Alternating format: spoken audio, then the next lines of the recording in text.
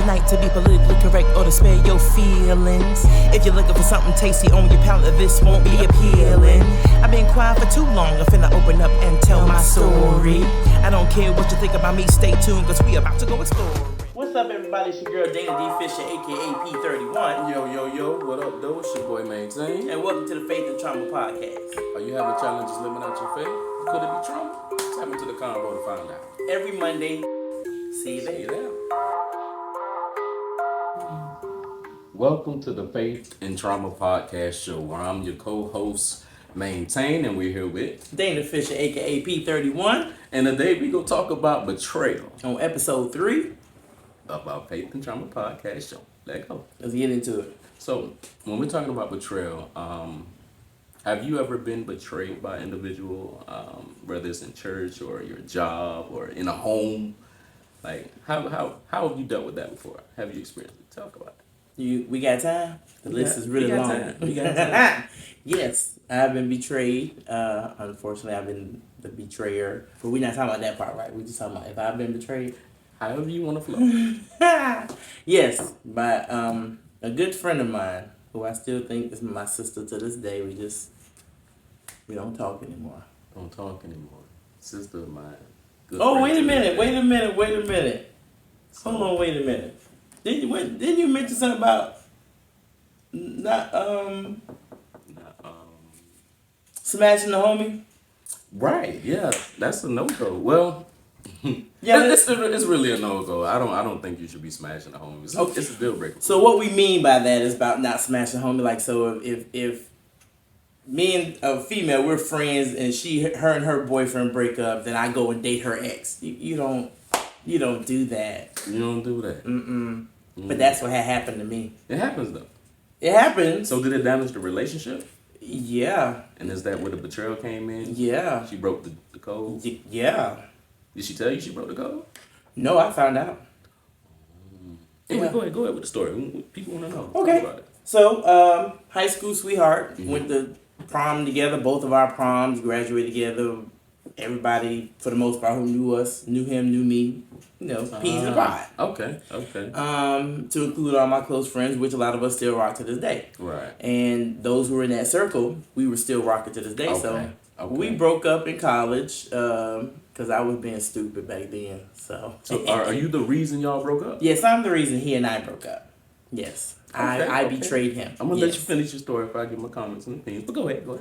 Don't judge me, though. No judge. Now, this judge-free zone, okay, right? That's why we're sitting behind the bar. Felt attacked already. But yeah, so we broke up in college, and that was way back in the 2000s. So fast forward to 2015 when I moved back. It came up in conversation that my friend and him started rocking together. Okay. At first it became, they was hanging out for one thing, and then it fell into something else. And somebody who's very close to me, who is a mutual friend of all of us, was right there with her when it was happening. So I really felt some type of way. So I talked to him, and I was like, so that's what he. And everybody was like, well, I don't understand why she's upset about it. That was years ago. How many years exactly? About 15 at that time. Because you're talking 2000, 2001. I moved back in 2015. So this was over 22 years ago, roughly. And it was about 15 years. Yeah. Later. Okay. What?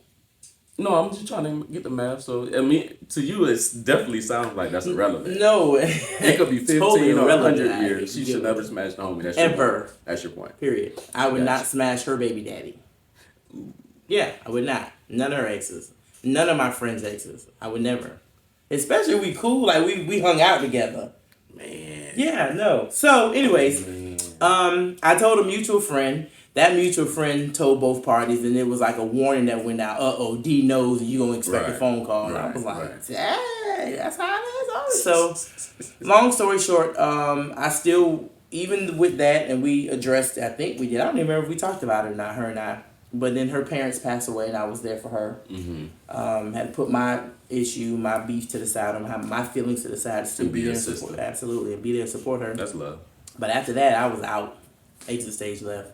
And so till this day, y'all haven't repaired or repatched that relationship? No, sir. No. Are you willing? That's a great question. Well, clearly you may need some time to even think about that before you can even approach that situation. So let me ask you this. Talk about the pain and the sting of the betrayal. How did it make you feel? Like, what kind of emotions can you describe to the people who are listening? Like, you were my sister, and you slept with my man. Well, my ex, but still. But it still felt like you slept with my man, even though it was 15 years later. Yeah, like wow. the young man and I were engaged, so it wasn't like it was just, you know what I'm saying? Yeah. We were engaged to be married. And so yeah, again, it's a code. We just know if we knew that as kids, you don't do that. Now, how deep can we dissect this? Because we can, ask some questions and pull out some further things, Let's go. Okay. Hey, we scuba diving. Let's ride. Cool being. So, Scuba diving. So my question would be, you're the cause of the relationship not working. You openly admitted that. That's big of you, by the way. By the way, a lot of people don't do that. It's always the other person. So that's big of you. Salute. So much time has passed by. People have grown up. Cause imagine you were just freshly out your teens around that time. Man, I married, had kids. Oh man, you an old woman out here this time. Yeah, married, had kids. So saying that to say this or to ask this, 15 years later, were there still feelings there for him? I think there will always be feelings for my exes because it was not like, I can't say I've ever had a bad breakup. There's only one bad one that I had a bad breakup. Okay. Everything else was an understanding. I screwed up. So of course there was always that if I didn't do that, will we still be together today? Got you. That was always in the back of my head. Even after we broke up, I went and got a tattoo. Yeah. His name, his initial in Chinese letter. You know what I'm saying? And that was after we broke up because it was like, dang, I really, really messed up. Wow. And I know I just want to take a spin from the betrayal just because you hit on something that a lot of people deal with.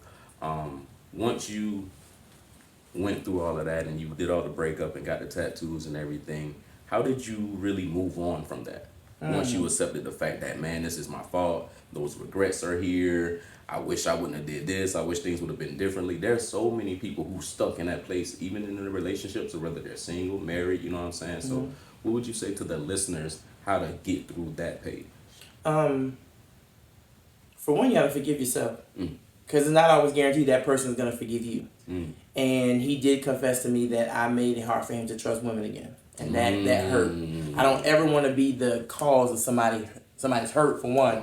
But then, of course, the way they look at other individuals, that took a minute. That I had to eat that. That's tough. Yeah, it was real tough. And it's still, to be honest with you, still tough to this day. And I listening to some darn friends in college. Man, well, you know you can't do that. Most of them probably was single anyway. Yeah. See? Listening to some friends in college, and they was like, he probably out there doing his own thing. Because at the time, we went to two separate colleges. Okay. Were you in the same state at least? We were in the same state. Okay. Right down the street, 45 minutes down the street. Gotcha. And at the times that there was no class, he would say he was at the library. Okay, cool. Shoot me an email. Back then, we operated off email back then. So shoot me an email. We telling our age. Yeah. We still look good though. We still look good. But I was like, shoot me an email. Make sure I just want to make sure you're okay. I hadn't heard from him in like weeks. And so that you go from being with someone every single day, all day, to not hearing from them at all. It's like, yo, what's up? So of course thoughts started playing in my head, and of course my roommate started saying stuff, her dude started saying stuff, and I just fed into it. And one weekend I just wilded out. And everything that they were saying and everything that you were listening to. Which pretty much was a lie. And so you know what, to be honest with you, we don't really know. He says it didn't happen. He said he was too busy studying. But if you're at the library at 2, 3 o'clock in the morning, you don't check your email, and we at school, you're doing schoolwork. That's what you said you was doing. You was checking it. 2, 3 o'clock in the morning. Well, at that school, their library is open 24 hours. Absolutely. So, I mean, he was a straight A student. It's not wrong now. Yeah, so I'm not, I didn't, I can't, I don't know. I don't have no proof. You never know. You never know. So, but to him, he was like, all the women that I could have done something with. And I didn't because we're together. So, listen to your friends. Don't listen to your friends. If they ain't right, especially they feeding, they ain't your friends. But so that's what happened. Right. And I told him about the first thing. Now, mind you, all of it happened in the same weekend, but I only told him about one. And he forgave me. So you're insinuating there's more than one that you... Yeah, it was 3. And that weekend? And that weekend. I wild out. It was like my first ever. I was in college, away from everybody, you know what I'm saying? I'm hurt because I ain't heard from my man or whatever, and I just decided, at least...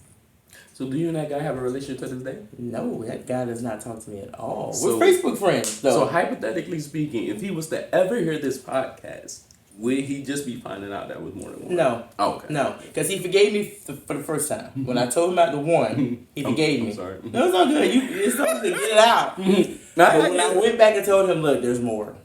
Wow. That's tough. And he was like, what? I said, man, it took me a long time. It took me a minute to forgive you for the first one. And you gonna tell me? I was like, yeah. And I battled with that. I battled with like just being honest and telling him all of it. I battled. So do you think because you hurt him to such a degree that his get back was to smash the home? You know what? I figured that's where you was about to go, and it's possible. Out of all the friends, never mind. That's possible. That's possible. Yeah, honestly, now that I think about it, it's possible. See, there, listeners, give you something to think about, man. When you out there scarring people, boy, people will go to the highest extent of trying to bring family in your life. Yeah. You know what I mean? So I'm not saying that's what he did. I don't know the story of the situation. Right. You know, I'm listening just like you guys are. But it's very, very intriguing to know more. Yeah. I didn't come here tonight to be politically correct or to spare your feelings. If you're looking for something tasty on your palate, this won't be appealing. I've been quiet for too long. I'm finna open up and tell my story. I don't care what you think about me. Stay tuned, because we about to go exploring. So back to the betrayal part. Mm-hmm. So you've already covered and cleared that you were the one who destroyed the relationship. Between he and I, yes. Mm-hmm. Mm-hmm. And so here it is 15 years later, he smashes. I moved back, by the way. I was gone. Did you move back for him? No. Oh, you just moved back. I just moved back. Okay. And I found out through conversation with those friends where he was working. Mm-hmm. So, of course, I was like, let's go by and see him. And then we found out, oh, yeah, we hang out all the time. Oh. Do we now? That's how I found out. Oh, do we now? And so far as you know, since y'all never had that discussion, she was, I'm assuming she, let's see, went that way. That was a she. So I'm assuming she hasn't been able to tell her side of the story or give you an explanation of why. I can probably agree with you there. Really? Yeah. If she did, I don't remember, because it was, some years ago. You talk 2023 now. That was back in 2015. So if we did talk about it, to everybody else it was no big deal because it was in high school. Would you be open to repair or make an attempt to just have a conversation, not necessarily repair the relationship? Yeah, I have a conversation.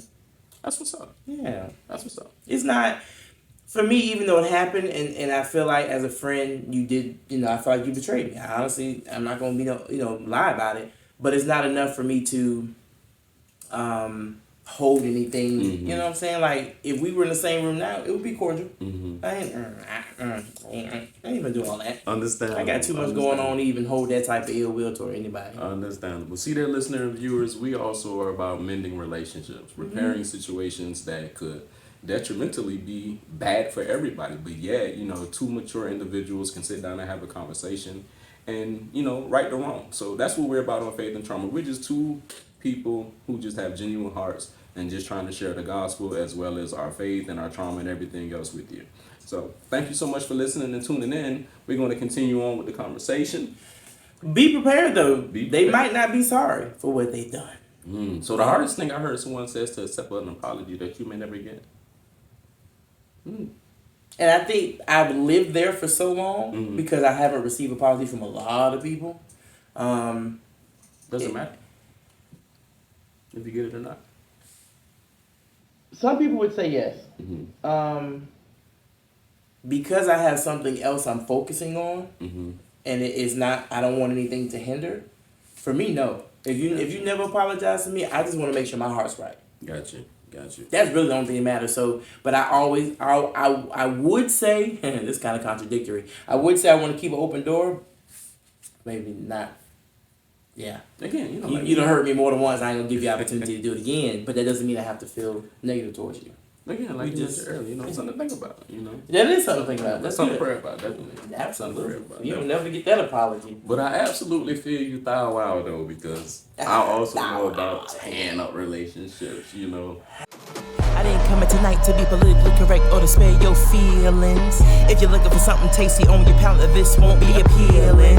I've been quiet for too long, I'm finna open up and tell my story. I don't care what you think about me, stay tuned, cause we about to go explore. If y'all didn't know, I was married, 2000, I don't know, 8, 2010, something like that. It had to be before that. When I still living here? I moved in 2008. It might have been 2010 then.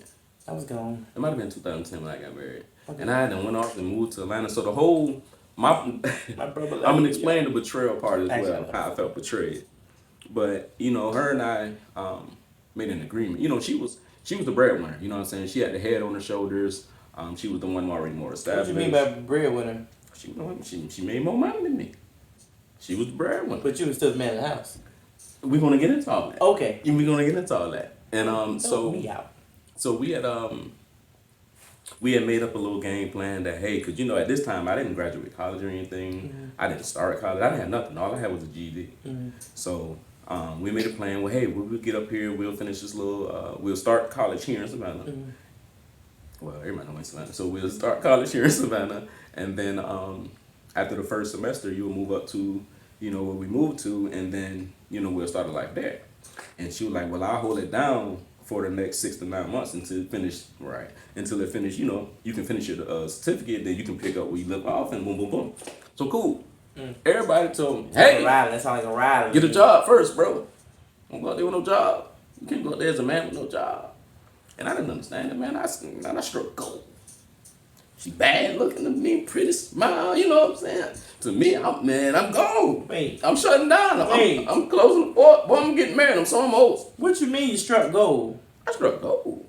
Like gold digging? No, I struck gold.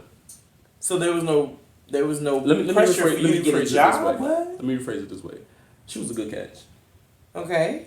And I struck a good catch. Okay. And that's what I mean. There's nothing more, nothing less. And so when I got up there, yes, the game plan has changed because she was trying to carry a load that she was never meant to or built to carry. Okay. She was never to be the breadwinner. The breadwinner. I didn't even say that because some women make more money than men. Yeah. But she was never meant to carry the load, pay all the bills, take care of all the responsibilities, this, and the third. It was kind of like I was the house nigga. You know what I'm saying? I was sitting there cleaning up, washing dishes, you know what I'm saying? But I was cool with it because I understood what I was getting into. And I knew that it would humble me because as a man, bro, I'm not really cool with not working. But I really couldn't find nothing. You know what I'm saying? It was easy for her to go find jobs. You got degrees, you got all kind of degrees, bro. So it's easy for you to find a job. So anyway, make a long story short, we got into the marriage. I just feel like you just ran over a whole bunch of stuff. Go ahead, because my mind is stuck on... Go back. Let's not say it. Let's talk about it. Go back. That was a lot, bro. But like, yeah, man. So we still talking about betrayal now. Yeah. Okay. Let's get there. Let's get there. You betrayed. Okay, finish, cause.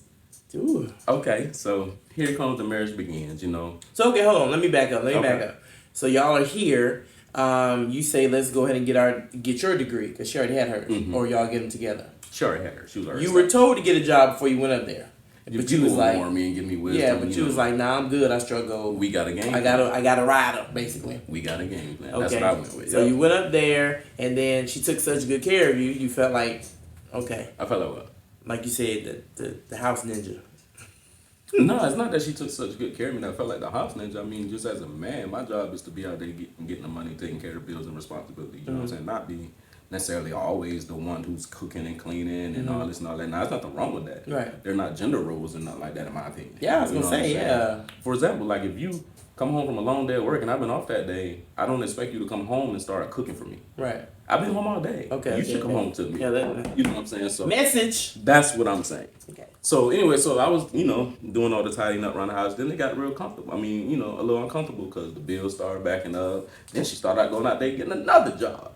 So I'm feeling even worse. I'm like, man, this nigga got 2 jobs. So what kept you from, were you applying for jobs? Absolutely, like crazy. And nobody's just calling you back? Nah, man, I'm in a new city, man. I ain't got nothing to offer nobody. All I'm do Burger King. What type of work experience? You had work experience, didn't you? Not really, not like that. Oh, okay. Yeah, not like that. Because remember when I came back, that divorce is the reason I was able to get all my degrees and stuff, because that pain motivated me to change my life. So, but anyway, Okay. Go ahead. What's your question? Go ahead. Talk about it. I'm trying to figure out what was you doing before then. Like, were you not working when y'all met? Did you not have a job when y'all met? Was I working? Yes, I was doing deliveries.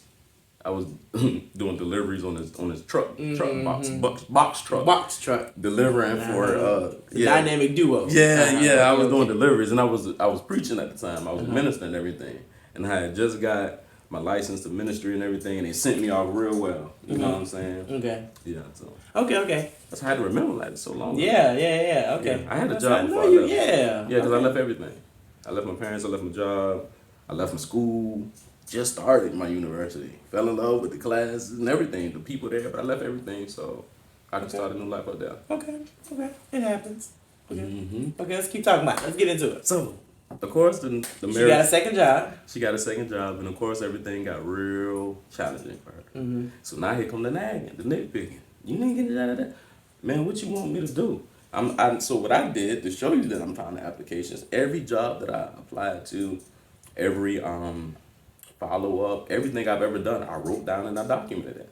So anytime she would go to, I don't want to say that word, nagging. Mm-hmm. Look, man, here's a whole list of no's. Because we do nag. I mean, it is what it is. We're going to call it what it is. Here's a whole list of no's, man. How much more rejection you want me to face? So not only are you feeling some type of way about the fact that you can't get a job, but now she's starting to come at you. Yeah, I'm already faced with rejection, and then the one I thought would hold me down, man, you tripping. But so at this point, like how long had it gone on when she started coming at you? We were still in the first year, maybe about probably going to the second year. Probably going to our second year. Okay. So at least a good 18 months that you hadn't had worked, and y'all were working, and then she started coming at you. So she wasn't like that in the beginning. No, she wasn't like that in the beginning. You know, that's why I left, because I thought everything was gonna be everything. I thought we were gonna stick to the game plan. You know, yeah, it got tough, it got challenging, but stick to the script. We almost here. We're at the finish line. I got all the way to one final class, and all hell broke loose in the house. So you were going to school while you were up there? Yeah. That was the game plan, for me to come up there, finish school, because I started hearing. Okay. So I transferred. So you weren't just doing nothing? No. So the game plan was for her to work while you were in school, then once you graduate, then get a job? Absolutely. Oh, come on, you gotta fill us in, bro. I thought I said that. If I did just bumming, man. That's why you the co-host, so you supposed to make that clear. Okay, I thought he was just boning off my girl. I'm about to say, okay, I'm trying not to make him look bad. Dang, bro. Okay. I ain't so there was a plan in place that she was gonna, hold it down while you get your degree. Then when you graduate. But things got challenging before that. Things got challenging. Things got tight. It got real tight. It got to one point, man, to where it got to one point we were sleeping in different bedrooms. Someone laughed. I was in one room, she was in another. No. So we spent our marriage like that. Yeah, it got real petty. It was my fault though. Like I was doing devious stuff, man. Here we go. Talk about it. Like, what did you do? You was already not. I gotta be a band. She married a preacher. And got a heathen. She married what she thought was a man. Wait, now, see, you can't steam her. She married a preacher. Wait a minute. She married a preacher. She married a preacher, but got a heathen. And she married what she thought was a man. And got a broken. Hold on, I feel betrayed for her. Give me a second. Give me about 5 seconds. No, we talking about marriage betrayed, bro. Married a preacher and got a heathen. That's real. Yeah, that's just what it is. That's real. She thought she was married a man and got a broken little boy. And so when it was time to be a man, I had absolutely no idea what I was doing. I didn't come here tonight to be politically correct or to spare your feelings. If you're looking for something tasty on your palate, this won't be appealing. I've been quiet for too long, I'm finna open up and tell my story. I don't care what you think about me, stay tuned, cause we about to go exploring. It got real petty now. I want to cry now. I really want to cry. Listen, I know how this story is, but it got so petty in the house, right? Like I was. A lot of this is my fault, bro. Yeah. I'm up here in college. Yeah. I'm in Atlanta. I'm in a nursing program. Surrounded with women. Mm-hmm. My marriage on the rocks. Of all kinds, by the way. I'm struggling. Basket of Robbins, all different flavors. I'm struggling. You just gotta check the Adams out. Because, I don't roll like that. I don't knock people who do, but that's my preference. Right. So I was like, did you? No, that was. Cheat? Yeah. No, I didn't cheat. Oh. But I was disrespectful with it. Okay. I started having people in the house. I had a good friend who lives up north, and she was passing through and pull up. No knowledge to the wife. No heads up, no nothing. She happened to call me on a break. What you doing? Standing outside talking to my friend? Your friend? She at her house? Yeah. Okay. Well, go ahead and talk to your friend. I'll talk to you when I get home. I was like, God damn. So, I felt like the plot just thinking, it was rough. So I didn't know anything about really. I thought when you got married, two people just live together and it's a relationship. That's all I thought. Like automatically. I didn't know nothing about responsibility. We was dumb back then. Man, we was dumb. Ain't no way. It was rough. So it got so bad, I started doing stupid stuff. So the marriage got so bad. So I started. Yeah, I heard that. It started though. So anybody who knows me know. But now hold on, pause. All right. You started doing stupid stuff because of what reason? Like, what caused you to kind of start being petty? I was already petty. I just didn't know it. Okay. You know what I mean? Mm-hmm. You don't know how you will respond to a situation sometimes unless you're in that situation. Yeah. I thought I would hold it down and do the right thing, but I didn't know what holding it down and doing the right thing was. Gotcha. So I was measuring. You didn't have any godly marriages to. I got godly marriages. They definitely was there to help me through some situations, but at the end of the day, they can't live the marriage for me. True. You know what I'm saying? True. So, yeah, it was tough, man. I was doing dumb stuff, man. I would. I would take little, so the marriage got so stressful, so I started smoking weed again. You know what I'm saying? So, hey man, I've been dealing with that thing for all my life. Since I think I started smoking weed like 11, 10, maybe. I don't know. So I've been dealing with that demon for all my life, right? And so, naturally I started smoking. So I ain't got no job, I'm gonna pay for the habit. Start pulling out the bank account, right? So one day. The shared bank account? The shared bank account. So one day.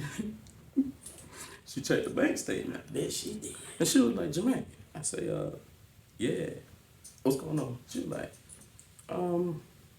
why was there withdrawal for this amount and this amount and this amount at the same? What's that? Oh, man, I was down here at the little such and such grocery store, man. It's this little homeless dude out here. And every time I see him, I was hungry. So when I see him, I give him a little $20 here, a little $40 here. You lied. Yeah, absolutely. I couldn't tell I was out there at the dope house. You know exactly what you want me to do. What you want me to do. I can't tell I'm out here at the truck getting blitzed with the people. You know what I'm saying? So he gonna lie his house. Give it to the homeless. What you want me to do? Give it to the homeless. What you want me to do? Okay, keep a straight face. So, okay. So that went on for a little while. And you know what I'm saying? And the next thing I know, man, I ride about 45 minutes to my homeboy crib every day almost. So that's gas I'm burning that I don't have money to pay for. So that's coming out her pocket. See, I didn't understand these things. Yeah. You know what I'm saying? All I thought was, man, I'm chilling. Leave me alone. I'm out here trying to do what you asked me to do. I'm going to school. I'm trying to get to the end of the mission. Because you're still going to school through all of this. Through all of this, yeah. So here it is to the last class. And we're at the finish line. She didn't have enough. So she goes to the accounts and closed out all the bank accounts. I had a bank account that I added her to. She had one, she added me to. And then we had a mutual trust that we collectively wiped them all out. Closed them. It was so petty, bro, to the point where she would leave the house for work in the morning and set the alarm like she was the only one there. Mm-hmm. So when I get up and walk around, I set the alarm because of emotions. I was my petty, bro. Like, petty. You know what I'm saying? So that's real talk, though. Some of y'all that got household probably like that. So that's when I start to feel betrayed. And so make a long story short, I overheard her having a conversation with someone from her past. And I heard Thursday this, Thursday that. And then when that time came, because she was working overnight at the time. So when that time came, she never came home. So I went and checked. Certain garments was gone. Toothbrush was gone. So I figured, well, hey, you done made plans with Buddy. So I called my brother, like, hey, man, come get me, bro. I need to get to Savannah. Whatever I need to do, you know what I'm saying? And my brother being who he is, bro, came to the rescue, packed up the little bit of stuff that I did have, hit Savannah, and I never looked back. So to this day, people ask, she cheated? I don't know. I don't even care. I didn't know it. Yeah, that's how I ended. That's how I came back to Savannah. So to this day, I don't know if she cheated or not. So have you seen her since then? Have you talked to her since then? Yeah, I've seen her since then, because when I came back to Savannah, I got my life together. I found God. Well, I ain't gonna say I found God. I gotta quit saying that. I repaired my relationship with God at the time. Returned back to the college that I left.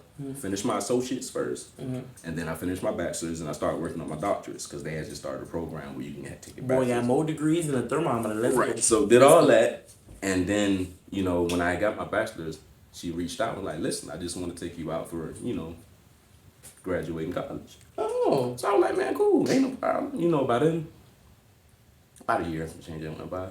I was like, cool. So she came with her little sister. So y'all were still married? No, we was done. We was done.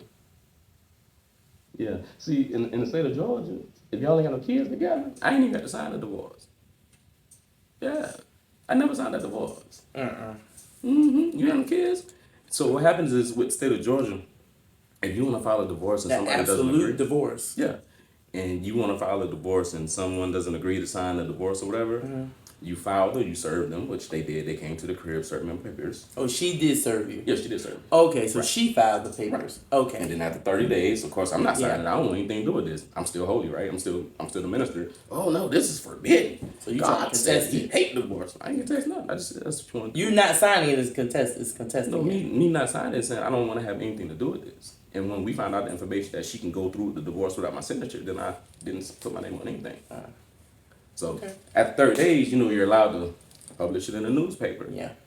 And then another 30 days, you don't respond, you granted the divorce. So that's how I walked out that situation. Oh, okay. Yeah, but we talked that one time before, and then we talked the time then, and she called and apologized for everything, how she handled it. And I apologized for how I handled it, and all the, you know, the shady stuff. And, you know, from there we was cool. But we haven't talked since then. That was years ago. I didn't come here tonight to be politically correct or to spare your feelings. If you're looking for something tasty on your palate, this won't be appealing. I've been quiet for too long, I'm finna open up and tell my story. I don't care what you think about me, stay tuned, cause we about to go exploring. There's no ill feelings towards nobody. I ain't gonna say that's my dog. Where did Betrayal come? Because she put the alarm on the house? Bruh, I'm at the finish line. You gonna shut me out now? And I got to return back to Savannah with nothing. Did y'all hear him say that he had took some money at the account and lied and say he gave it to the homeless person, but he was really at the trap house and he feel betrayed? I'm just saying, we're talking about how I stick to the script, man. That wasn't the plan. Bro, see, all that extra stuff was deviating from the plan. And we would have stick to the script, none of that stuff. But long story, you both were wrong. Yeah, we both were wrong. Okay. But it's definitely all on me. It's definitely all on you? Yeah, and to be honest with you, but she was a whole slut out here. But that girl showed me. After the fact? No. Why we married? That's why one of the reasons I married her. Yeah, she swung from the chandeliers, ladies and gentlemen. Yeah. All right, praise the Lord. Yeah. Oh, Lord. She taught me a lot. We're talking about faith and trauma, ladies and gentlemen. Wow. Yeah, so that's how that ended, man. Oh, man, I didn't know that. Yeah, but we grew. So, but my betrayal, I felt like, you know, we started out an agreement on the contract. I don't know, bro. I know. But I'm saying, I still felt like I don't know about that, bro. Like you could have gave me those last 3 months, man, to see if things could turn around. After you're stealing money out of the account and lying about what you're doing with it, and then you got random chicks pulling up at the house, she don't know whether you smashed her or not because you didn't give her a heads up. But I ain't went. But I'm not judging. You know, I'm not judging, but come on now, it's in black and white. With nobody, man, you know. See, my issue's always been little stupid stuff. It's never really been cheating. She said, "I married a preaching kind of heathen." Yeah, man, I was telling That's wow. I ain't know nothing about being a man, bro. So that divorce was one of the best things that ever happened to me. I was traumatized from it. When you say you didn't know nothing about being a man, can you unpack that a little bit? What do you mean? Like, what do you know now about being a man that you didn't know back then? A few things.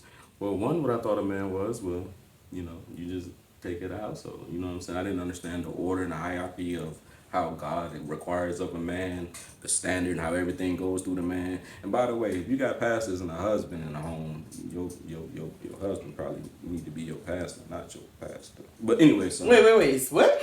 What you saying? your husband is your pastor. Okay, so if he wait a minute, say that again for the audience. I missed that. Okay. So if me and you're married, Uh-huh. you should not be going to our pastor, about issues that you haven't even discussed with me. Okay. You see what I'm saying? Yeah. I'm the pastor in this house. Yes. Not that man in that church. Gotcha. And that's all I'm saying. Okay. So now a lot of y'all need to catch that. But you know what? I had that issue too. Like my pastor was almost like God, and I almost disregarded my ex-husband. You know what I mean? So that took some growth and some maturity. So, and that happens so much. It does. So much. It does. And like then, you will respect and do more for your pastor than you will for your husband. This is the one you lay down with, or your wife. Absolutely. This is the one you lay down with every night. Absolutely. Yeah, that's big. That's huge. That's some trauma right there. But we'll talk about it in another episode. Okay. But yeah, so the emotional blow from that trauma, man, it was. But we still talking about what you learned as a man now versus you weren't a man back then. Yeah.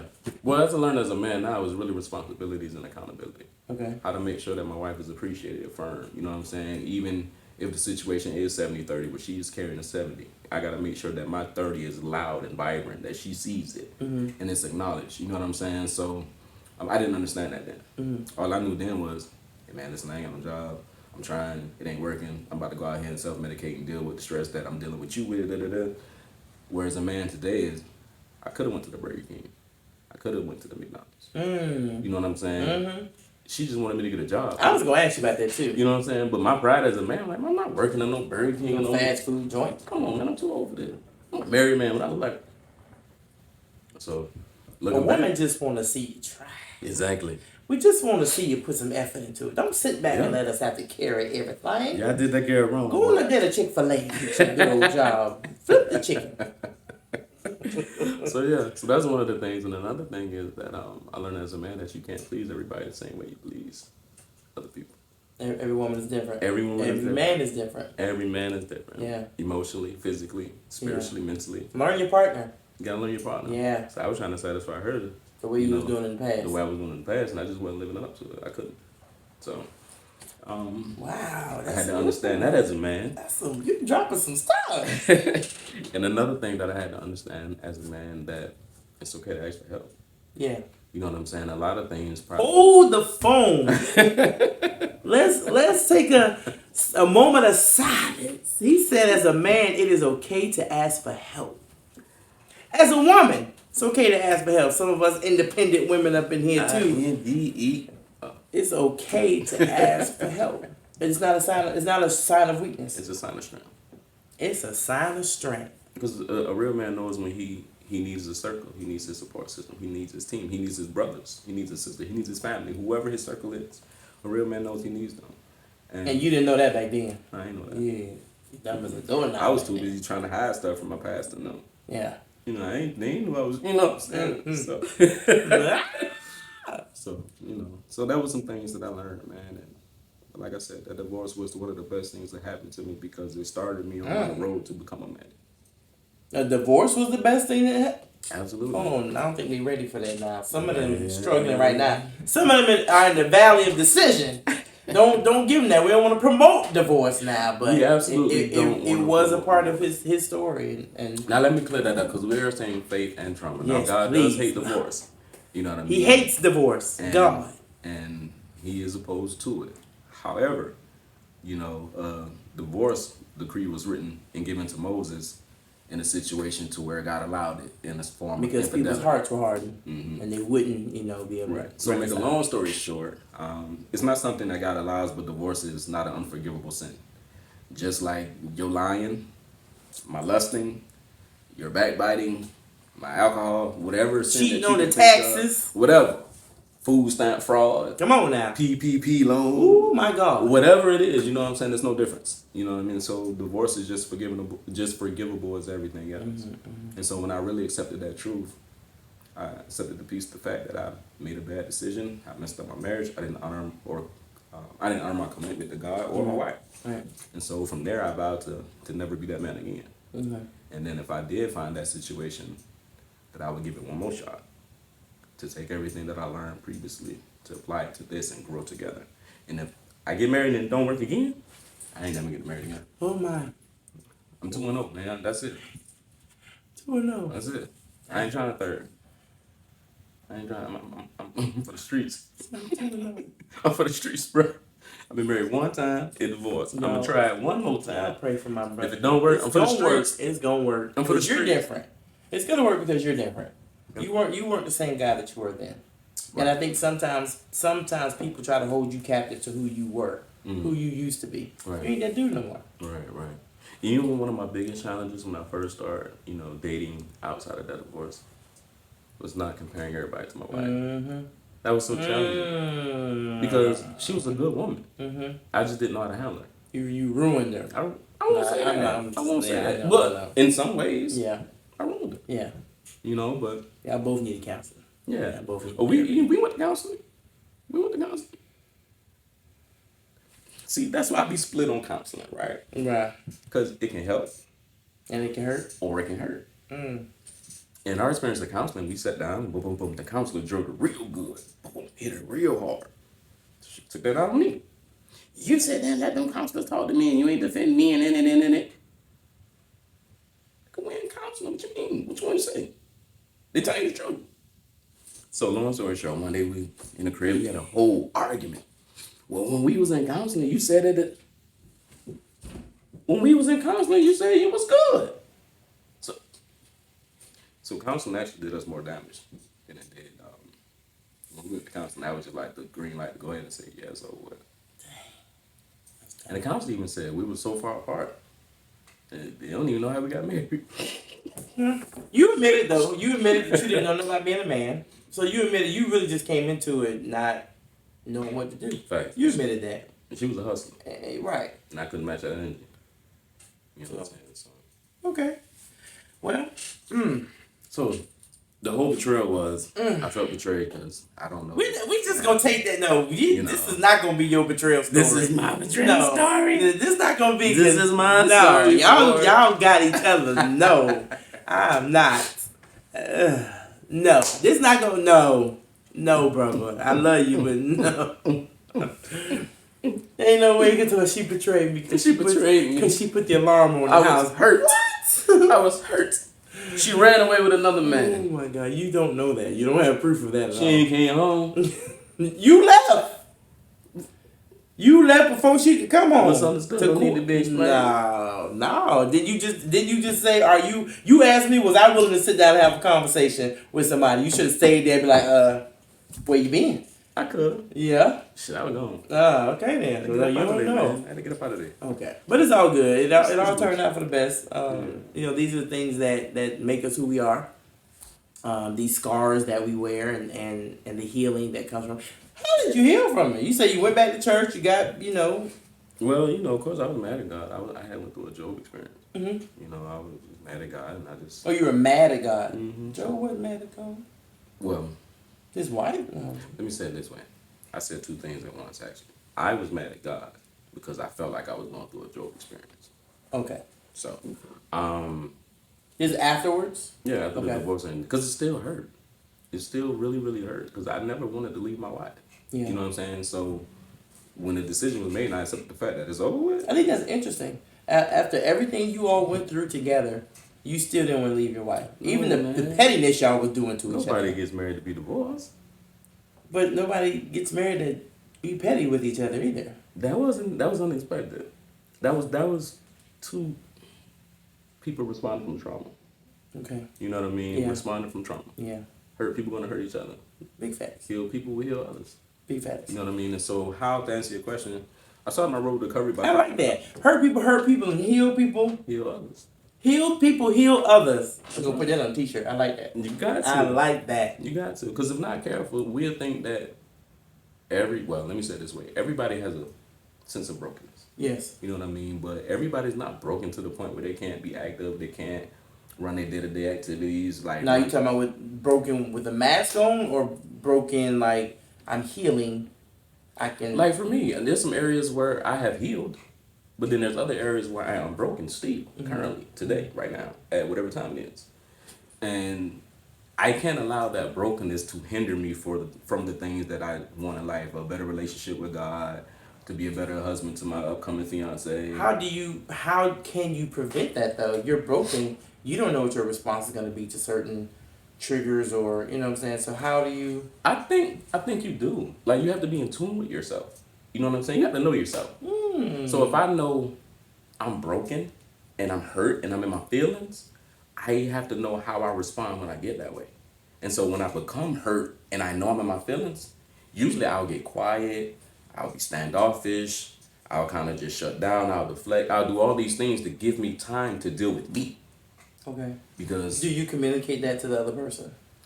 Sometimes. Okay. It depends. Sometimes. Yeah. Sometimes. If they know me, then I don't have to communicate it. They already know what's going on. But if they don't know me, then I'm like, yeah, I'm good. And then rarely I'm good. It just... You're not good. I'm getting myself together. Yeah. Because when you're triggered, it's easy to respond from that. But even when you're triggered,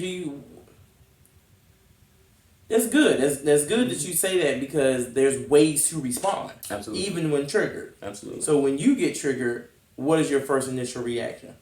It depends on what that trigger is. Okay. You know what I'm saying? Like, one of the things I've learned from you over the years is your response is your responsibility. Mm-hmm. You know what I'm saying? So just because you come at me in a way, I don't have to match your energy. Right. But I'm bothered by how you came at me. Yeah. But I need to deal with me to make sure that I don't respond from that trigger. And so that's all about really knowing yourself. Sometimes takes some strength too. It has to, because think about where you're going in life, where I want to go in life. We're going to be in front of so many people. Yeah. So many people. And if every person can trigger me, then that means people can control me. Yeah, man. And if I can let a person not have that control over me, or have that power over me, then I can move freely. And that's what being a Christian and being in Christ is about, is freedom. You Casting those cares. Casting those cares, man. Freedom. So I'm free. I'm free in Christ. I'm free in Christ. Am I perfect? No, absolutely. Do I have vices? Yes, I do. But am I working out my soul's salvation? That I am. Yeah, man. Confess your sins one to another, and I'm faithful and just to forgive you of all unrighteousness. And it is something that we have to practice.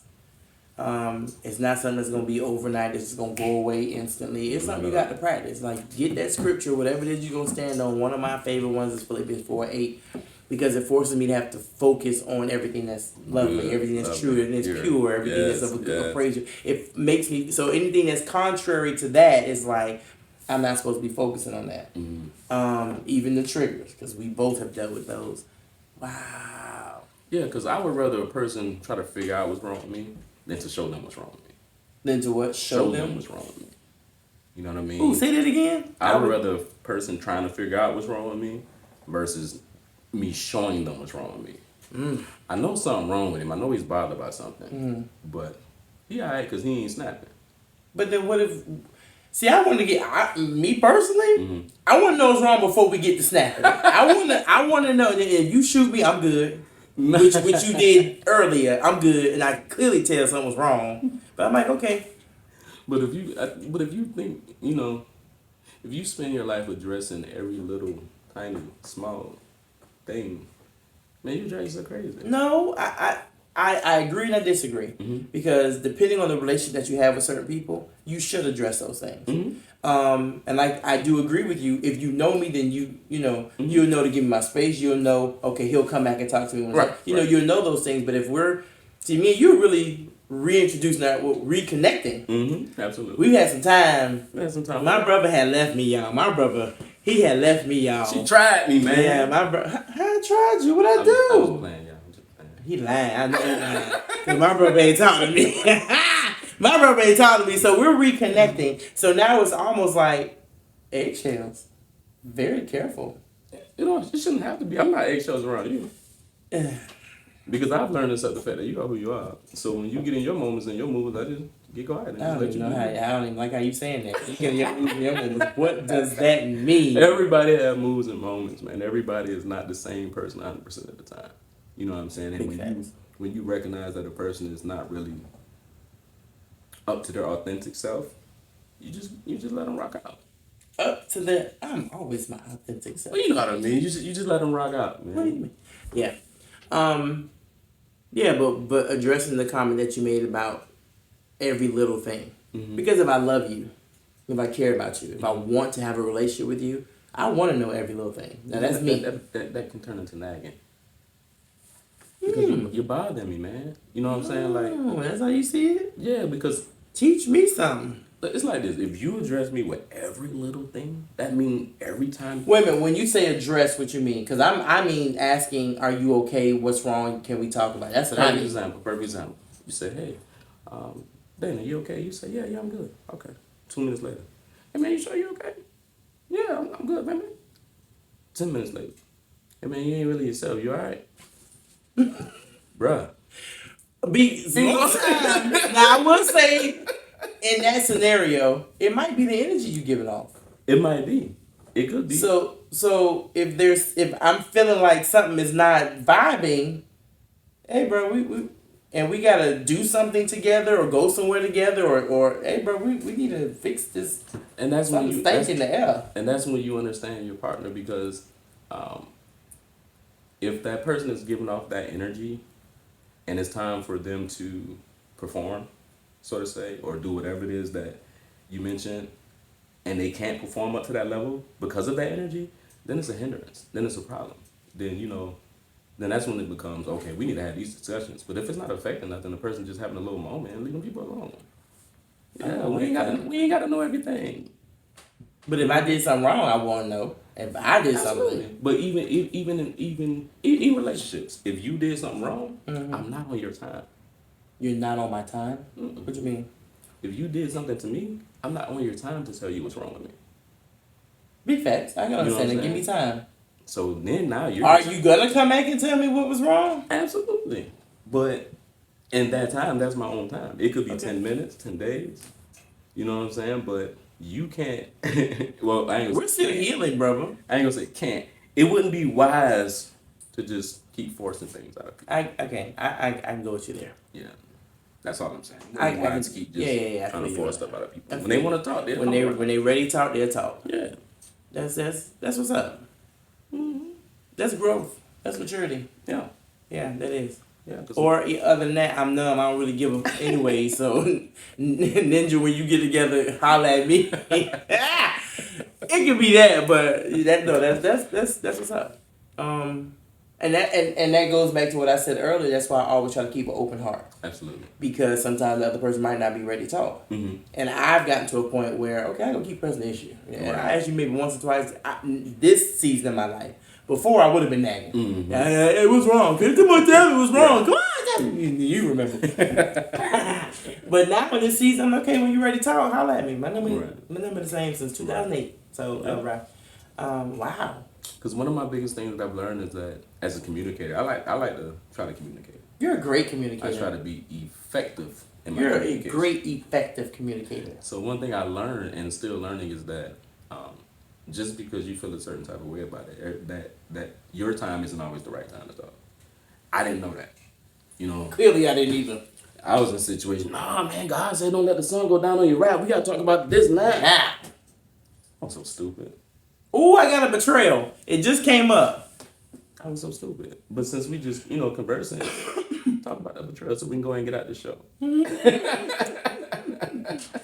No, just piggybacking off of what you said. So it was a situation that happened between he and I where he was like, you know what, it's cool. Mm-hmm. I said, no, go ahead and talk about it. Go ahead and say it from your chest, Because at this point, I'm already riled up. He's like, nah, I'm good. It's okay. Nah, you done came all the way here to my house. Go ahead and say it, because you obviously was coming over here to say it. So go ahead and say it. He was like, I said I'm good, because if I say it now, it's not going to come out right. And then me and you ain't going to be friends again. Lo and behold, he was right. We ended up cussing each other slap out. Jesus. I mean, with knockdown, drag out, blow. It was bad. It was, yeah, volcanic blow. Like, just the plate, it was earthquake, like, shattering. It was terrible. It's like, you should have pushed that man. Well, he should not say what he had to say. So talk about pushing somebody when they don't want to talk. It happened. It's real. And but I'm grateful that we were able to come back together. Absolutely. It took a minute. It took a minute. Some years. Yeah. Because let's be honest, if two people really love each other, a falling out like that hurts. Yeah. And depending on how you respond to your And trauma, I was disrespectful, y'all. and I'm a runner. I'm a runner. Yeah. So when I hurt, I'm gonna get away from you. I don't want nothing to do with you until I'm able to get around you to that place to where I am. It was your face. That's what we doing. Big shout out to Hayaku. You know what I mean? Hayaku. Yeah. But yeah, but I'm glad we came back together. Absolutely. I'm just grateful that God allowed us to, walk this earth and that time to come back together. Yeah, we went to our corners to Life's go so heal. short, And, yeah, absolutely. Life's so short. Absolutely. So I'm definitely grateful for that. And we came back grown there. Yeah, man. So. And ready to do this. We came back together to bring y'all Faith and Trauma podcast, baby. That's right. So you guys are actually seeing some faith and trauma in action. Absolutely. Thank God for it, man. Yeah, man. We're all here to heal together. Her and I together. You, the listeners, the viewers. We all in this together, man. Learn from us, man. That's the biggest thing. We just want you to talk. We want to show y'all how we were able to deal with the stuff, and hopefully it helps y'all. Prayerfully it helps you. Yeah. And to be honest, the last time I'm probably going to address this, this is, the church. The church sometimes set the bar so low. Pun intended. That we actually got to come and sit at a bar just to discuss our conversations about faith and our trauma. So we don't have to be judged or stereotyped because, these are conversations that the church should have. You know what I mean? I would definitely encourage that churches encourage counseling and therapy, because you can have all the spirit in the world, man. But if you're emotionally broken, yeah, man.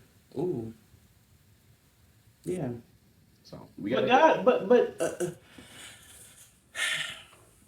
God is able to heal. Able. If you are willing to let Him heal you, but that takes some surrender on our part. Absolutely. And a lot of times when you're dealing with pride, we ain't trying to surrender. We ain't trying to hear that. I ain't trying to hear that. Absolutely. You know what I'm saying? You want to be heard. You want to be right. So you ain't trying to hear the other person. You don't even want to agree with it. Yeah. And that's why two people can't get along and come back together. You know what I mean? That's really what it is. Just pride. That's right. And this podcast is one of my ways of surrender. Amen. Amen. No telling how it's going to impact my relationship with Christ. Amen. I didn't come here tonight to be politically correct or to spare your feelings. If you're looking for something tasty on your palate, this won't be appealing. I've been quiet for too long, I'm finna open up and tell my story. I don't care what you think about me, stay tuned, cause we about to go explore.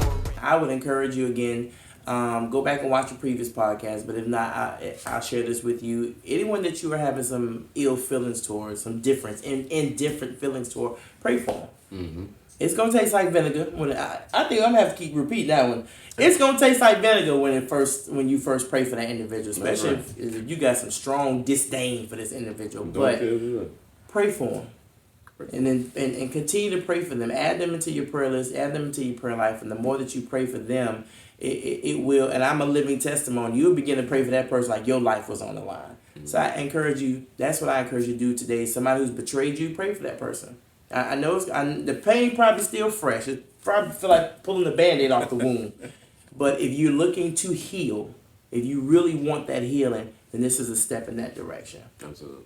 And with that also being said, we want to invite you to come to the body of Christ because, hey, we can't do this by ourselves. Not at all. At all. Like, this wouldn't happen without God. Let's just be clear. But we thank God for restoration and just forgiveness, man. So we just want to invite you. Romans 10, 9 and 10 said, if you confess with your mouth and believe in your heart that God raised Jesus from the dead, then you shall be saved. And then just want to invite you to have a relationship with Him. That's what it's about. Let Holy Spirit come in and just kind of lead and direct you. So if you just repeat after me, say I, and what your name is, and say I confess with my mouth and I believe in my heart that God raised Jesus from the dead and that He has forgiven my sins. He died for my sins. And so I'm saved. As of this day, today, you have given your life to Christ. Welcome to the family. Welcome to the Faith and Trauma family. And hey.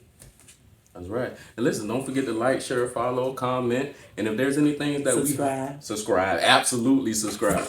And if there's anything that we haven't discussed up until this point that you would like for us to discuss, drop us an email. We'll definitely have all that information coming to you very, very, very soon. And once we get everything locked and loaded, Follow us on all our social media handles. We on Instagram. We on Facebook. Hey, shoot us an email at info@faithandtrauma.com. Let us know. Talk to us. Faith in trauma or faith and trauma? Well, it's an N in Spell the it out for the email. people. Spell Okay, it so out. it's info@faith FAITHN trauma TRAUMA.com. All right, so until the next time, thank you for hanging out with us, and we'll see you next time. Next Monday at 6 p.m. Eastern Standard Time. It's gonna be us again. Y'all have a good one. What's up, everybody? It's your girl Dana D. Fisher, aka P31.